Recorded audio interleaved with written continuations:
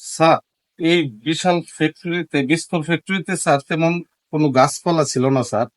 আমি আসার পর স্যার বেশ কিছু গাছপালা লাগিয়েছি স্যার। গাছের কিছু বৈশিষ্ট্য আছে স্যার। আহ, গাছ আমাদের অক্সিজেন দেয় আর আমাদেরকে ছায়া দেয় স্যার। তো এই গাছগুলো স্যার আমি লাগিয়েছি। তবে এই যে দেখছেন স্যার, কাঠবাদাম গাছ, এই গাছটা স্যার দুইটি বৈশিষ্ট্য। এই গাছটা ফল দেয় এবং বিশাল ছায়া দেয় স্যার। তে এই গাছদের স্যার মুগ্ধ করে দেয় স্যার।